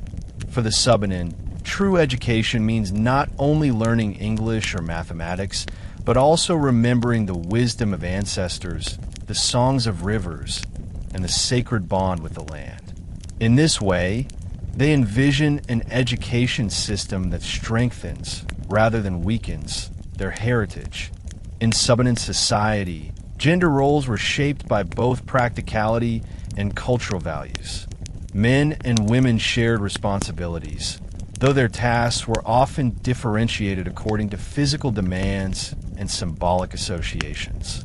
Men were usually tasked with clearing swidden fields, hunting, fishing, and building houses. These activities required strength and mobility, reflecting the expectation that men protected and provided for their families. Women, on the other hand, played central roles in farming, weaving, food preparation, and child rearing.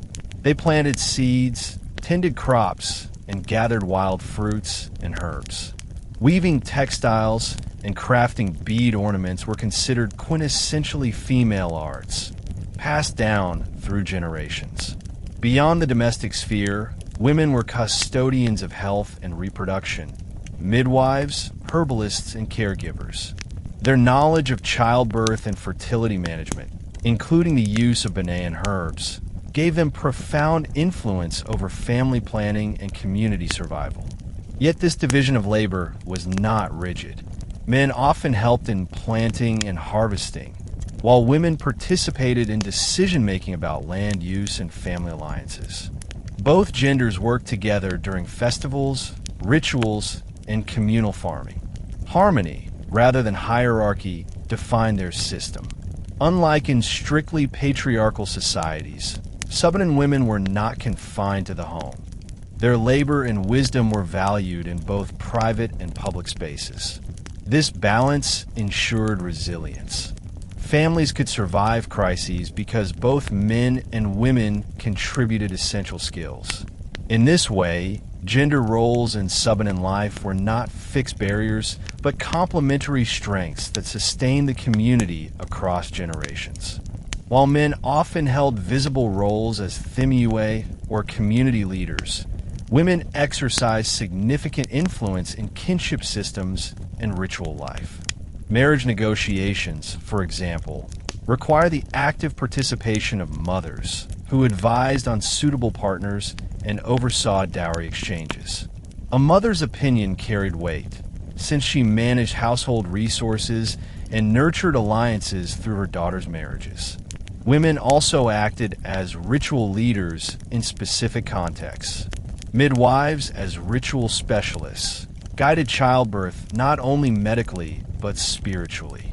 They invoked ancestral blessings, performed protective chants, and safeguarded the mother from malevolent spirits. Without them, families believed that births would be vulnerable to misfortune. In healing rituals, women sometimes served as shamans or assistants, channeling spiritual energy through dance, song, or herbal preparations. The Buklog festival highlighted women's participation as well. While men played gongs and built the ritual platform, women led dances, prepared offerings, and sang chants that summoned ancestral spirits. Their grace and rhythm embodied the community's connection with fertility and renewal. In this way, women were not marginal participants, but co-creators of sacred experiences. Kinship power further amplified women's leadership. Daughters brought prestige through marriages, strengthening alliances across clans.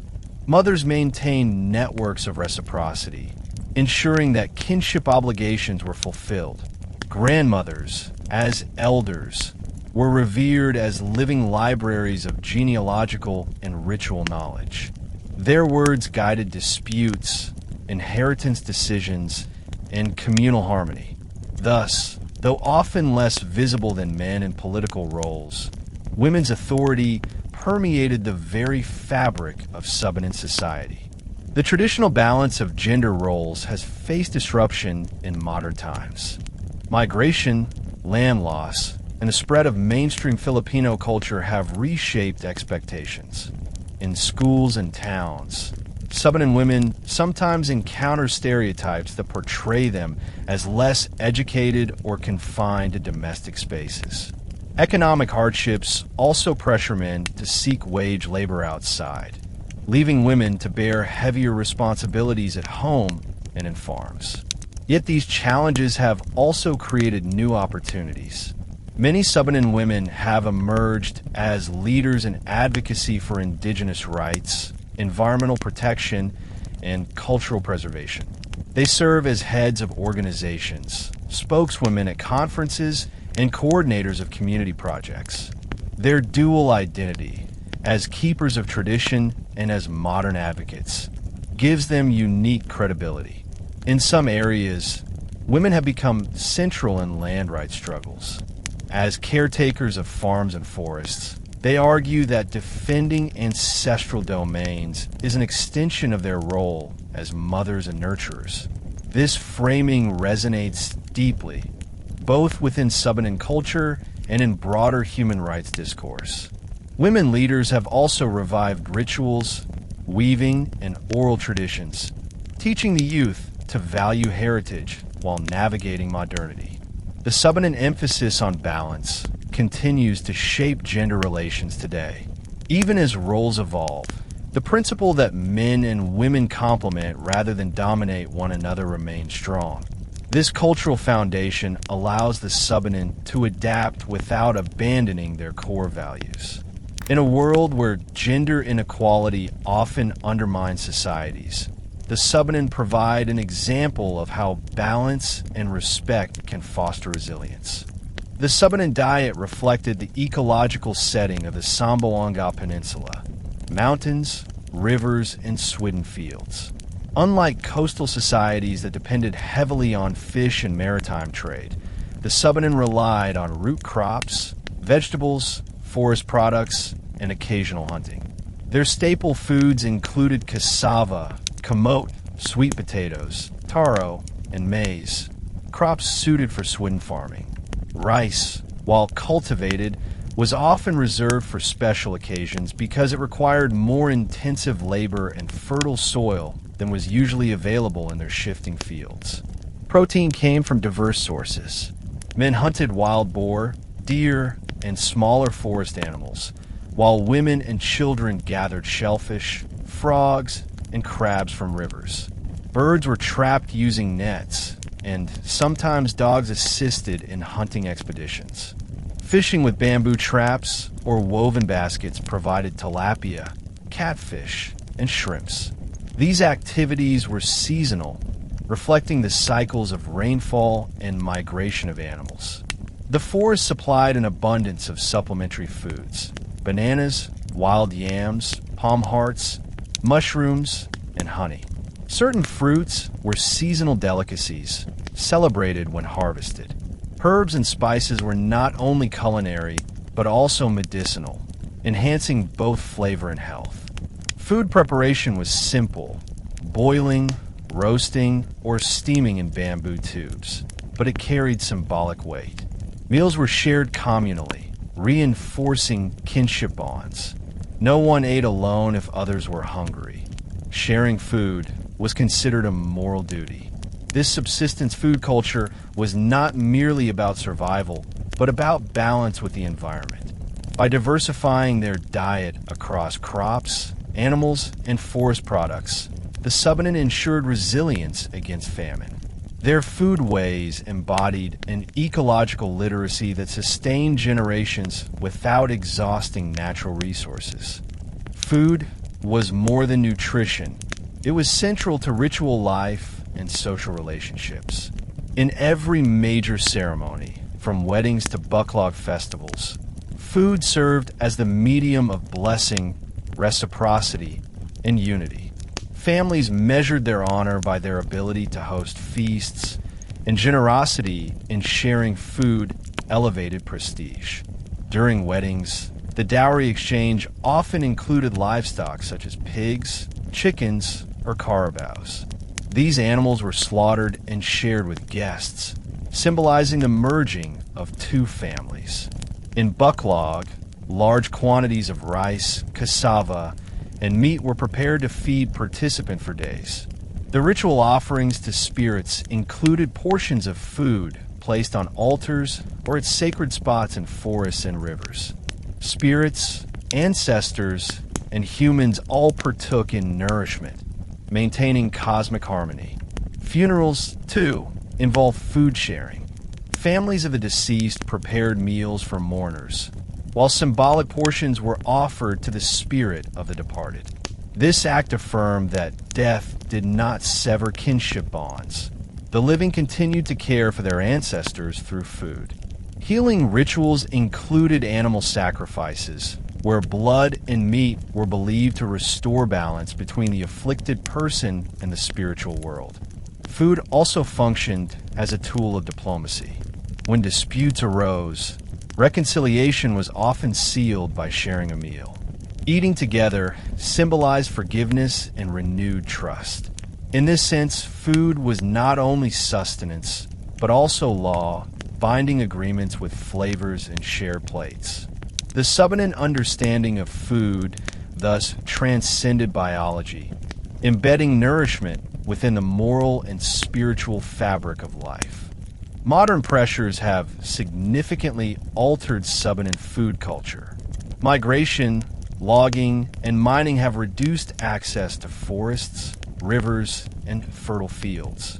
Many Subanen families now purchase rice and canned goods from markets, shifting away from traditional subsistence diets. While convenient, these foods lack the cultural and ecological significance of ancestral practices.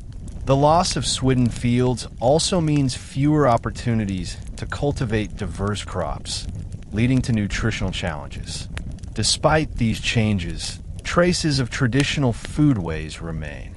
During festivals, families still prepare cassava, root crops, and roasted meats, maintaining continuity with ancestral feasts. Ritual offerings continue, even if simplified, as families place portions of food before altars to honor spirits. Some communities are reviving traditional farming practices, emphasizing organic methods and local crop varieties to resist dependence on outside markets. Women play a key role in preserving culinary heritage. They teach children how to cook cassava in bamboo tubes, how to ferment rice wine, and how to prepare herbal teas. Elders recall seasonal delicacies, passing on stories that link food to memories of abundance and resilience. NGOs and cultural advocates have also begun documenting Subanen recipes, recognizing that cuisine is a vital archive of history. Food is thus a site of both loss and revival. While modern economic systems threaten traditional diets, the Subanen continue to assert their identity through food rituals. Every shared meal, every offering, and every revival of ancestral recipes affirms that nourishment is not only physical but cultural. For the Subanen, food remains a language of memory, a practice of resistance, and a celebration of life. For the Subanen, the environment was not simply a resource to exploit, it was a living community of spirits, ancestors, and forces with whom humans had to coexist. Their cosmology placed Magbabea, the supreme creator, as the source of life, while countless minor spirits inhabited rivers, forests, rocks, and mountains. Every tree could be home to a guardian. Every river bend might be the dwelling of a water deity. This worldview fostered a deep reverence for nature, expressed through rituals, taboos, and everyday practices. In farming, they sought the permission of land spirits before clearing swidden fields. A chicken or pig might be sacrificed, its blood spilled on the soil as an offering. Without this ritual, they believed crops would fail or misfortune would strike. When hunting, hunters whispered apologies to the spirit of the animal, ensuring that killing was never an act of greed but of necessity. Fishing required similar respect. Certain rivers were avoided during spawning seasons, reflecting an early ecological awareness. This cosmology also shaped community ethics. Children were taught never to cut trees recklessly, never to waste food, and never to pollute streams. Violating these taboos risked both spiritual punishment and ecological imbalance. Illnesses were sometimes explained as consequences of disrespect toward nature spirits, reinforcing the idea that health and environment were inseparable. The Subanen thus embodied an environmental ethic long before modern conservation emerged. Their belief system cultivated a moral responsibility to live lightly on the land, ensuring that resources would endure for future generations. Certain landscapes held special sacred status in Subanen tradition. Mountains, caves, and rivers were not only physical landmarks, but spiritual gateways.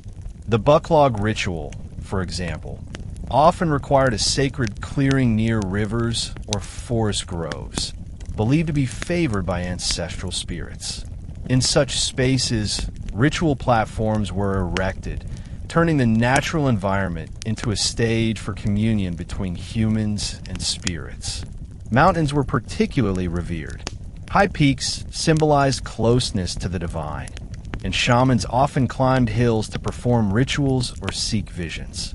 Specific mountains in Zamboanga were remembered in oral histories as the abodes of ancestors or the sites of epic battles recounted in Guman chants. Caves, too, carried sacred meanings. Some served as burial sites, others as ritual chambers where offerings were placed to ensure fertility or protection. Rivers were central to identity. Since Subanen itself means people of the river, waterways were both practical lifelines and spiritual symbols. Crossing a river without performing the proper gesture, such as placing wood at a doorway or uttering respectful words, could anger the river spirit. Waterfalls were treated as thresholds between worlds, places where shamans might encounter powerful beings. These sacred geographies ensured that Subanen life was always entwined with the land. To exploit a forest without ritual was not only disrespectful, but sacrilegious. Sacred landscapes thus acted as informal conservation zones, protected by spiritual law. They also created cultural maps of memory. Stories tied to specific sites preserved history, identity, and moral lessons for generations. The Subanen's environmental practices embodied sustainability long before global debates on conservation began. Their swidden farming was rotational, allowing soil and forests to regenerate. Their hunting was regulated by taboos against overkilling. Their water use was modest, guided by ritual respect for rivers. This traditional ecological knowledge maintained biodiversity and prevented large-scale degradation. However, modern pressures have severely tested these practices. Logging companies in the 20th century stripped vast forests, often with government approval. Mining operations scarred sacred mountains, polluted rivers, and displaced communities. Settlers introduced farming techniques that prioritized profit over sustainability, further damaging ecosystems. In such contexts, the Subanen's traditional conservation ethos clashed with state and corporate interests. Despite these challenges, Subanen leaders have invoked their traditions as tools of resistance. They argue that defending ancestral domains is not only about land rights, but also about ecological survival. Buklog festivals and ritual offerings are performed as assertions of sovereignty over sacred landscapes. NGOs have partnered with Subanen communities to document their ecological practices presenting them as models of indigenous conservation. Women, as custodians of farming and herbal medicine, have taken leading roles in environmental advocacy. They frame their work as a continuation of ancestral duties to nurture the land. Young Subanen activists are also emerging, blending traditional cosmology with modern environmental discourse. They remind policymakers that the forests and rivers are not merely resources, but relatives, kin who must be respected and cared for. The Subanen environmental worldview thus survives as both heritage and resistance. In the face of climate change, deforestation, and mining, their traditions offer a powerful vision that true development must honor the sacred balance between people and nature. The Subanen people preserve a wide range of myths explaining the origins of humanity, the world, and their own identity as river dwellers. These myths, transmitted orally for countless generations, are not simply tales of fantasy, but moral and cosmological frameworks that help the community understand their place in the universe. One common narrative recalls a time when a great flood engulfed the earth. Only a chosen pair, blessed by Magbabea, survived by clinging to a massive bamboo stalk that floated across the waters. From this couple, the Subanen clans trace their descent. The flood myth echoes similar traditions across Southeast Asia, showing how water, rivers, and survival became central metaphors for Subanen identity.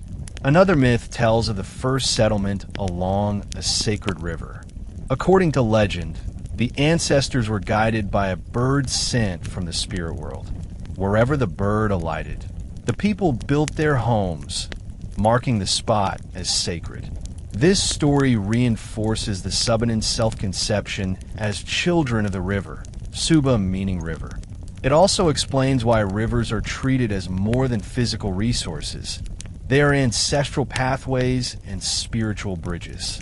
These origin myths also carried lessons of morality. Flood myths warned against arrogance and greed, showing how divine forces punished those who disrupted cosmic balance.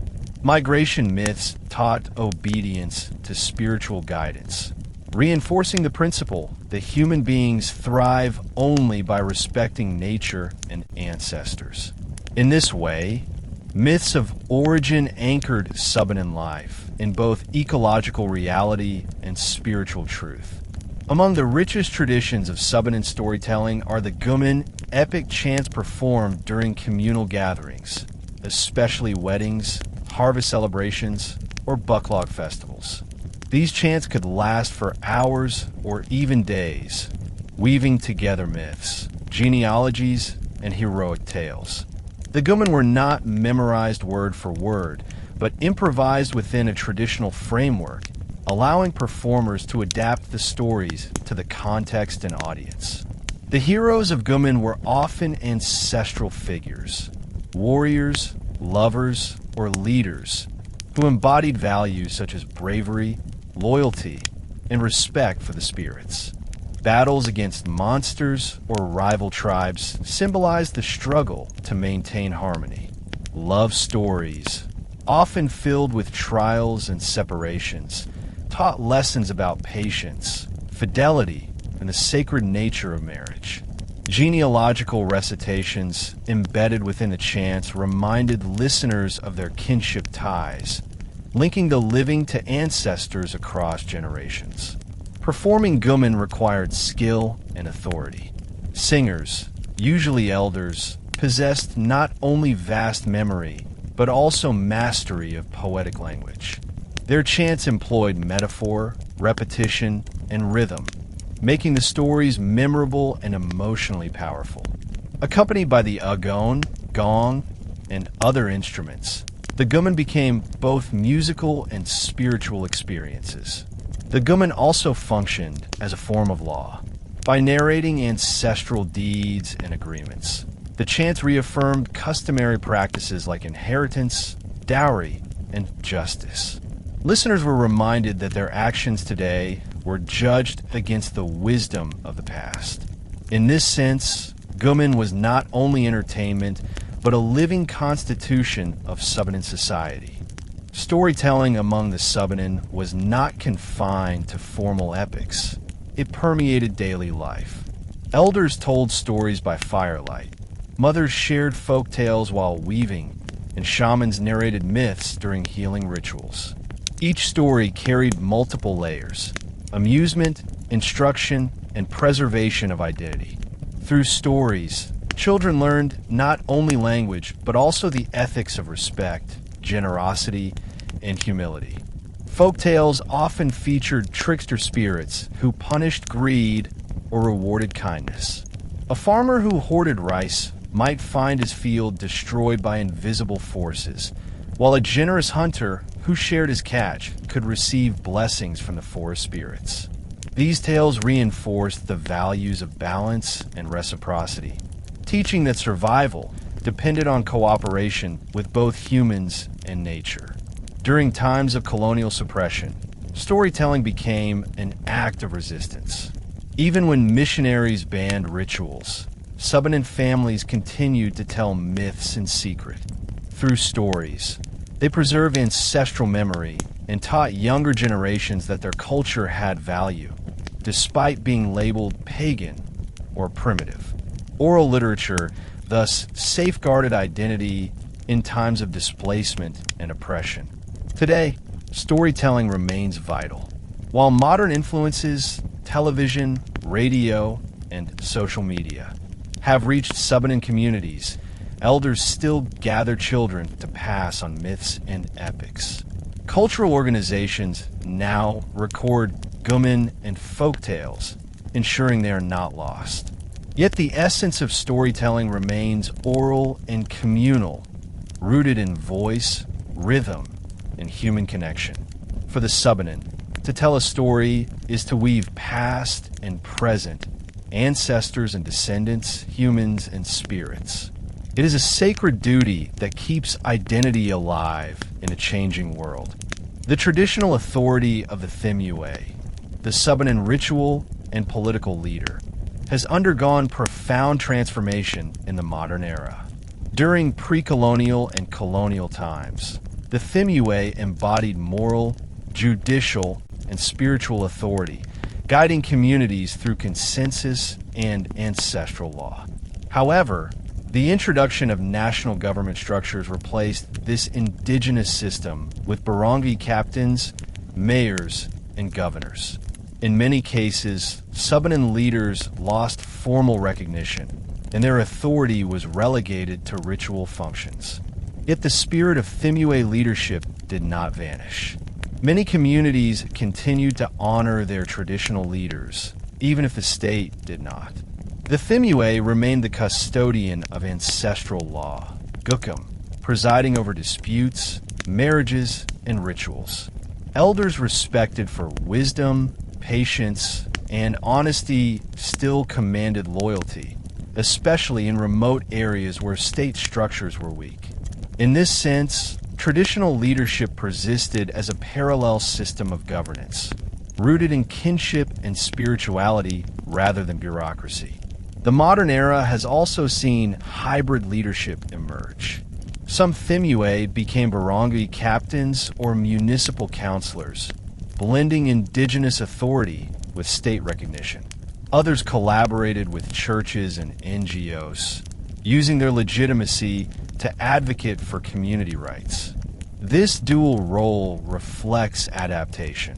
The Subanen retained their ancestral leadership while navigating the realities of modern governance. Thus, while colonial and post-colonial structures undermined the visible power of the Thimuay, the essence of Subanen leadership, moral integrity, consensus building, and reverence for tradition, remains alive. It has simply transformed, finding new expressions in contemporary contexts. The late 20th and early 21st centuries saw the rise of indigenous political organizations among the Subanen. Faced with land dispossession, mining intrusions, and cultural marginalization, communities organized to defend their rights. These organizations often drew on the Indigenous Peoples' Rights Act, IPRA, of 1997, which recognized ancestral domains and mandated the state to respect indigenous traditions. Groups like Subanen Gukom, councils of elders, revived traditional decision-making processes to strengthen unity. At the same time, Subanen leaders joined regional Nomad alliances, working with Manobo, Higanon, and other Mindanao tribes to demand recognition of land rights. These networks amplified their voice, linking local struggles to national and international advocacy. Churches and NGOs became crucial allies.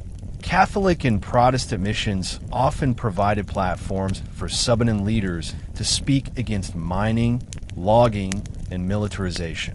Training programs helped them navigate legal systems, draft petitions, and engage policymakers. Subanen women, in particular, emerged as powerful voices in these organizations, framing environmental struggles as extensions of their maternal roles as nurturers of life and land. Indigenous organizations also used festivals and cultural revival as tools of resistance. By performing Buklog and Guman chants publicly, they reasserted identity in spaces that once dismissed them as pagan. These cultural political acts challenged stereotypes and reminded wider society that the Subanen are not relics of the past, but living peoples with rights, dignity, and aspirations. Through these organizations, the Subanen shifted from silent endurance to active advocacy, proving that indigenous leadership can thrive even under modern political systems.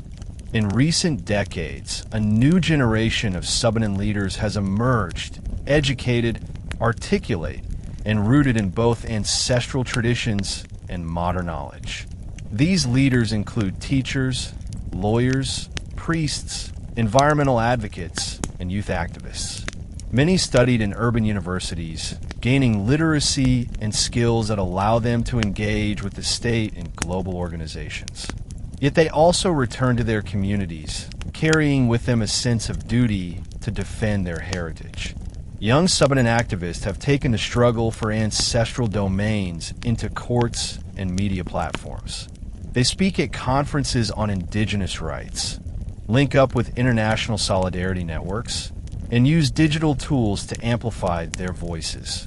Social media pages now share Subanen stories, rituals, and environmental struggles with global audiences, creating visibility that was unthinkable in earlier generations. Women play a particularly strong role among these emerging voices. They lead campaigns against destructive mining, promote indigenous education, and revive traditional weaving and beadwork as both cultural pride and livelihood. Their leadership challenges both external stereotypes and internal biases, showing that the Subanen principle of gender balance continues to evolve in empowering ways. At the same time, youth initiatives focus on cultural preservation.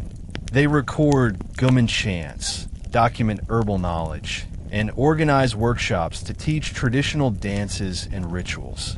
By doing so, they bridge the gap between elders and the modern world, ensuring that traditions are not forgotten even as communities face globalization. The Subanen's emerging leaders represent resilience and continuity. They prove that indigenous leadership is not frozen in the past, but capable of adapting, resisting, and inspiring in the present. Through their voices, the Subanen continue to assert their place in the Philippine nation, not as marginalized remnants, but as rightful custodians of land, culture, and identity that in the late 20th and early 21st centuries, the Subanen people began actively reclaiming and revitalizing their cultural heritage. After centuries of marginalization by colonial powers, settlers, and state policies, there emerged a new consciousness, the need to preserve and proudly celebrate Subanen traditions. This cultural revival took many forms: festivals, education programs, artistic projects, and legal advocacy. One of the most visible efforts has been the revival of the Buklog ritual, declared by UNESCO as an intangible cultural heritage in need of safeguarding. Buklog is no longer just a private ritual, but also a public assertion of identity. Subanen communities organize large-scale Buklog festivals, inviting outsiders to witness their music, dance, and spiritual offerings. These events simultaneously sustain spiritual traditions and raise awareness about indigenous rights. Educational revival has also played a key role. Community-based schools and the Indigenous Peoples Education Program, IPD, have introduced Subanen language, stories, and values into classrooms. Elders are invited to teach weaving, beadwork, and oral epics, ensuring that children grow up knowing both their ancestral wisdom and modern knowledge. In this way, education becomes a bridge, rather than a threat, to cultural survival. Art and media have joined the movement. Subanen youth record Guman chants, produce documentaries, and share stories on social media. Local weavers adapt traditional designs for modern fashion markets, turning cultural expression into sustainable livelihoods. Each act of revival reclaims dignity and counters the long history of being labeled primitive. By asserting their culture in both traditional and innovative ways, the Subanen prove that identity can be dynamic while remaining true to its roots. While cultural revival offers hope, globalization poses significant challenges. The spread of modern technologies, consumer goods, and urban lifestyles has altered Subanen values and aspirations. Many young people are drawn to cities for work or education, often adopting mainstream Filipino culture and distancing themselves from ancestral practices. The lure of modern conveniences sometimes creates shame toward indigenous identity, as stereotypes of being backward persist in wider society. Economic pressures also undermine cultural continuity. Logging, mining, and agribusiness continue to threaten ancestral lands, despite legal protections. Displacement forces families to abandon swidden fields and rituals tied to specific landscapes. Global markets push for monocrop farming and wage labor, disrupting the ecological balance that once defined Subanen survival. In such contexts, rituals like Buklog may be postponed or simplified as communities struggle just to meet daily needs. Globalization also transforms communication. Television, smartphones, and social media expose Subanen youth to global entertainment, but reduce time for listening to elders' stories. While digital tools can document traditions, they also risk replacing oral transmission with passive consumption. Elders fear that if youth no longer memorize chants or participate in rituals, the living essence of culture will weaken. Religious pressures add another layer. Christian churches often discourage indigenous rituals, framing them as incompatible with faith. While many Subanen practice Christianity, they also struggle to preserve ancestral beliefs. This tension reflects a broader global challenge: how to reconcile indigenous spirituality with dominant religions and modern ideologies. Despite these obstacles, the Subanen continue to adapt. By using globalization's tools, education, media, and advocacy, they transform challenges into opportunities. Their resilience lies not in isolation, but in negotiation, finding ways to exist in a globalized world without erasing their ancestral roots. Looking forward, the Subanen envision a future where cultural pride and modern progress coexist. Their dream is not to reject modernity, but to shape it according to their values. At the heart of this vision is the recognition of ancestral domains, where communities can live sustainably on their lands without fear of displacement. Land is more than territory. It is memory, identity, and survival. Protecting it ensures that rituals, farming, and kinship systems will continue. Education is central to this future.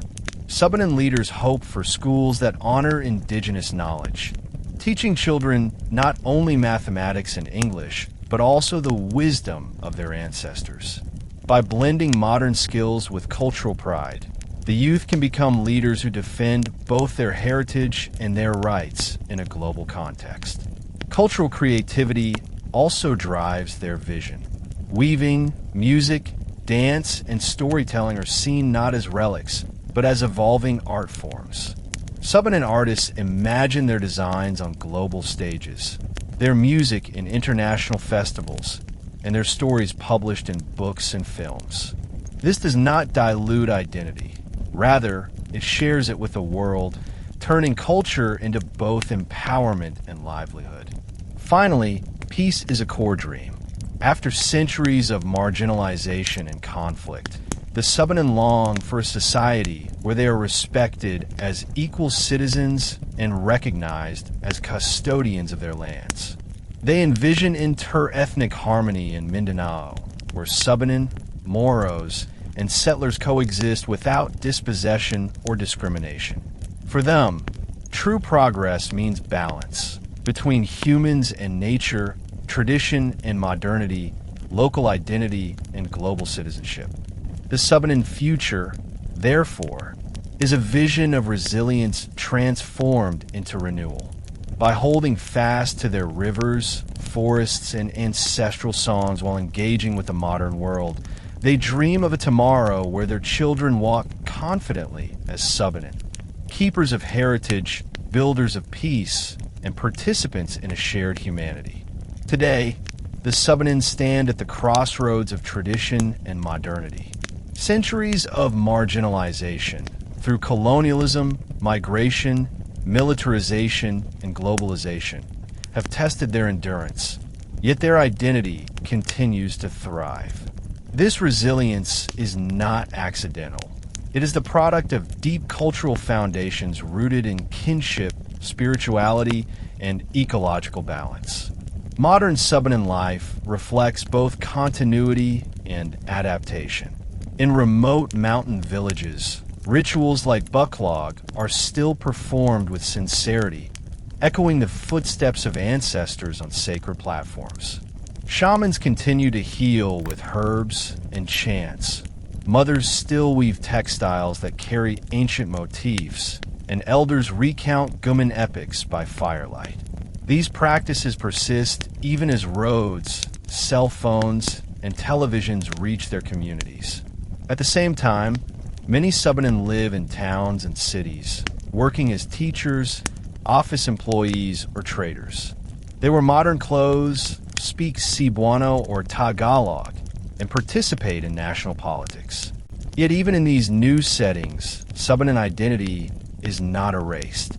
People proudly identify themselves as Subanen in government forms, social media posts, and public events.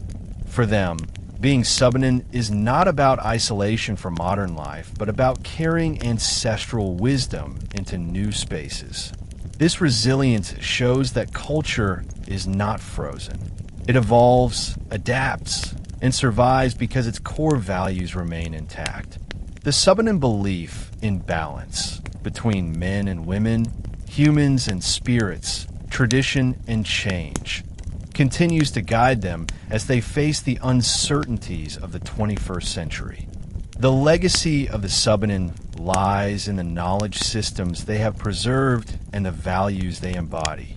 Their ecological worldview, which treats forests and rivers as sacred relatives, speaks powerfully in today's era of climate crisis. Their sustainable farming practices, rotational swidden cultivation, and respect for biodiversity offer alternatives to destructive models of development. NGOs and scholars now recognize that indigenous wisdom is not superstition, but science encoded in cultural memory. Equally significant is their social philosophy of kinship and reciprocity. The Subanen emphasize that no one should be left alone or hungry. that disputes must end in reconciliation, and that marriage is not only between individuals, but between families. These principles, often dismissed by outsiders, actually offer models of peace-building and social cohesion much needed in conflict-ridden societies. The Subanen also leave behind a legacy of spiritual creativity. Though their holy book may be lost, their oral literature, myths, and rituals preserve a sacred narrative of human life in harmony with the cosmos. The Guman chants, the dances on the Buklog platform, and the whispered prayers to river spirits are not relics, but living scriptures. They testify that wisdom need not be written on paper. It can be sung, danced, and embodied. This legacy inspires not only Subanen youth, but also other Filipinos and global audiences who seek more sustainable and meaningful ways of life. By embracing their heritage, the Subanen remind humanity that progress without memory is hollow, and that survival depends on remembering the ancient lessons of respect, balance, and community. To be Subanen in the 21st century is to live with complexity. It means embracing cell phones while honoring oral chants, attending school while learning from elders, joining protests against mining while still planting cassava in ancestral fields. It is a balancing act between multiple worlds, indigenous and national, traditional and modern, local and global. For many Subanen youth, identity is both a challenge and a source of pride. They navigate stereotypes that paint them as backward, yet they also find empowerment in cultural revival. Wearing traditional beadwork, performing dances at festivals, or speaking their mother tongue becomes acts of affirmation. Through social media, they connect with Subanen from other provinces, building a digital kinship that extends the ancient river networks into cyberspace. Leadership also reflects this new era. Subanen men and women now sit in municipal councils, lead NGOs, and participate in international forums.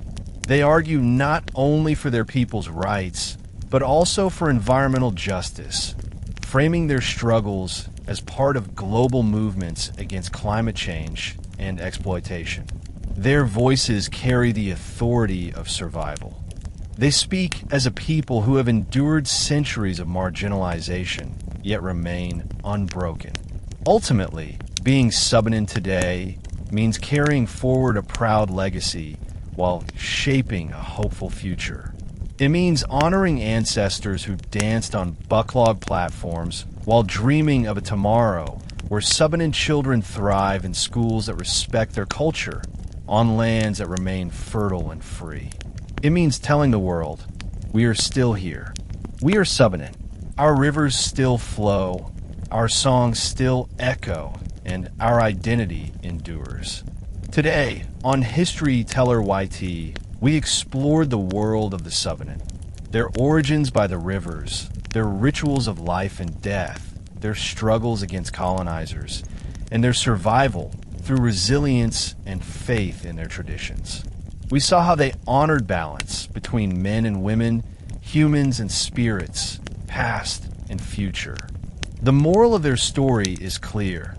Identity survives not by rejecting change, but by carrying memory into every generation. The Subanen remind us that culture is not something fragile. It is a strength that can outlast empires, resist displacement, and inspire new futures. And this is only one story among many.